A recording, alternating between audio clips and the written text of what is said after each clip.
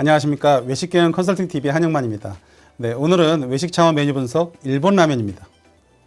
네, 일본 라면. 우리식으로 얘기하면 라면, 일본식으로는 라멘이라고 하죠. 그래서 라면에 대해서 좀 알아볼 거고요. 일본인들은 라면을 우리 우동이나 소바처럼 자신들이 어떤 그런 고유의 음식이라고 생각하고 있습니다. 그러다 보니까는 좀 자부심도 좀 남다른 것 같고요. 일본 라면의 특징은 면발은 저런 겁니다. 저도 제가 일본에 거의 10도를 다 도는 것 같은데요. 우리 한국에서 소면을 끓이게 되면은 약간 가운데 좀 들익었을 때 나는 그런 느낌이 있지 않습니까? 파스타에서는 알덴테라고 하죠. 그래서 그런 것처럼 약간 들익은 그런 형태의 소면이 일본에서는 오리지널 라면이더라고요. 그러다 보니까는 한국이랑은 좀 약간의 차이가 있는 것 같아요. 그 다음에 이런 뽑아서 낸 겉면보다는 좀 생면을 위주로 쓰고 있다라는 거고, 국물은 여러 가지로 이제 그런 돼지고기를 우려내든지 아니 미소라든지 이렇게 해서 좀 담백한 그런 중심으로 가는 라면이라고 볼 수가 있습니다. 네, 방금 말씀드린 것처럼 이렇게 일본의 3대 라면, 그러면 삿포로 미소라면, 그 다음에 기타의 쇼유라면, 그 다음에 하카타의 돈코츠 라면. 현재 마포에 가게 되면 하카타 분코, 아무래도 돈코츠 라면은 국내에선 제일 유명한 것 같아요. 지금도 꽤 오래됐죠. 일본식 그대로 운영을 하고 있습니다. 맛도 좋은 것 같고요. 그 다음에 양념에 따른 분류는 미소, 쇼유, 시오 이렇게 구분이 될 것 같고요. 이제 국물에 따라서는 규스케, 도쿄, 삿포로, 차슈, 우나기라면, 멘다이코 라면 이런 식으로 좀 구분이 되기도 합니다. 그래서 지역별로 이제 아까 말씀드린 것처럼 하카타다, 삿포로다 지역별로 좀 구분이 된다라는 거고요. 특히나 이제 일본 라면하고 한국 라면을 좀 비교를 해보면 저희가 2015년인가요? 이제 홍대에다가 이제 이런 일본 라면 전문점을 오픈을 했었는데 이제 그때 이제 우리가 많이 스터디가 된 것 같아요. 그래서 기본적으로 역사적으로는 58년부터 했고 방금 전에 말씀드린 것처럼 좀 약간 생면의 쪽을 좀 가고 있다라는 거. 그다음에 우리나라는 이제 인스턴트 쪽부터 시작했다라는 거고요. 그다음에 국물 같은 경우도 지역에 따라 다르지만 우리 같은 경우 이제 스프의 면으로 중심으로 진행이 됐다라는 거고. 그다음에 튀기지 않는 생면을 사용하고 하다 보니까는 약간의 수제 라면 약간 이제 그런 개념을 하고 있는 거고 저희는 이제 인스턴트로 완전히 넘어온 그렇게 좀 구분하시면 될 것 같습니다. 국내 일본 라면 시장 같은 경우에는 90년대부터 도입이 되기 시작해서 2007년도 이제 해외여행이 좀 많이 보편화되면서 일본도 많이 가고 하다 보니까 이제 일본 현지의 라면들이 들어오기 시작을 하죠. 그러면서 좀 각광을 받았던 것 같습니다.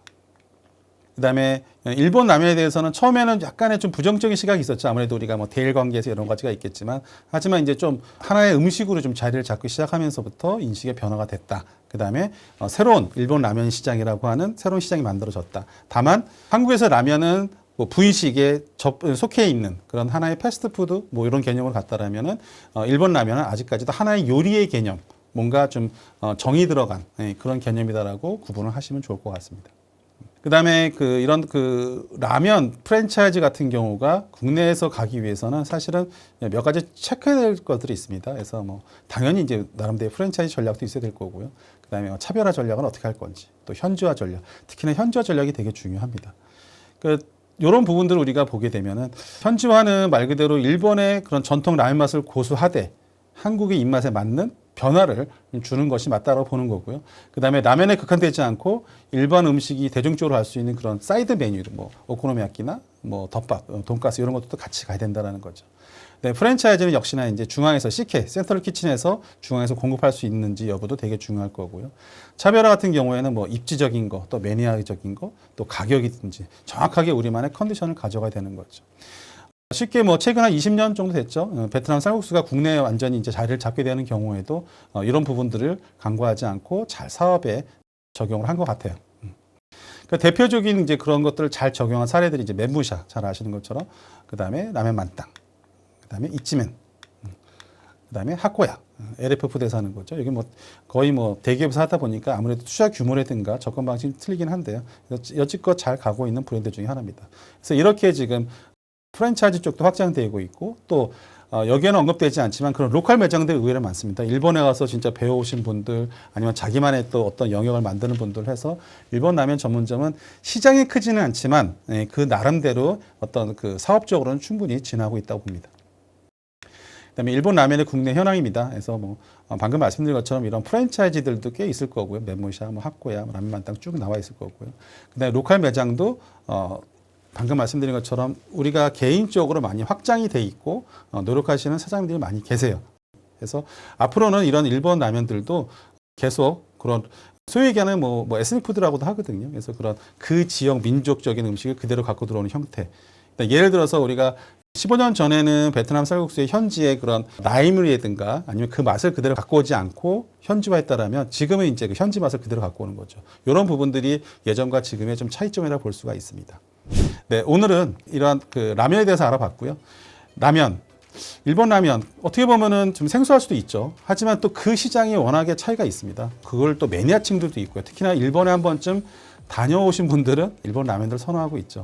그래서 한 번쯤 가보시면 좋을 것 같고요. 다만 그 시장이 크지가 않기 때문에 거기 그런 상권, 일본인들이 많이 오는 지역 아니면 무슨 공항이라든지 이런 상권이 좀 제한적이다라는 걸 볼 수가 있고, 또 하나는 역시나 라면이다 보니까 점심 메뉴입니다. 그러다 보니까는 객단가도 낮고 저녁 시장이었기 때문에 또 어떤 음주도 같이 할 수 없고, 그러니까 이런 부분들도 잘 고민하셔가지고서 창업을 준비하거나, 현재 만약에 이런 라면 전문점을 운영하고 계신 분들은 아마 똑같은 고민하고 계실 거예요. 저녁에 대한 대안이 왜 없을까?